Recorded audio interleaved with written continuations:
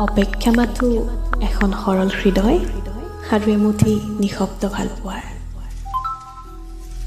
মোৰ হৃদয়ৰ বন্ধ দুৱাৰখন তুমি এবাৰ আহি খুলি চোৱা, তাত মোৰ সৰলতাখিনি দেখা পাবা। আৰু মোৰ আগত তুমি এবাৰ অভিমান কৰা, তাত মোৰ নিশব্দ ভালপোৱাবোৰ দেখা পাবা। কিন্তু তুমি মোৰ বাবে অচিনাকি। প্ৰথমে আপোন কৰি লোৱা। মায়ে কয় অচিন কাঠৰ থোৰা কেতিয়াও নলগাবা। প্ৰথমে কাঠ চিনি পাব শিকা। মই চিনিব নিবিচাৰো জানা। তেন্তে তুমি তোমাৰ মতে সুখী হোৱা।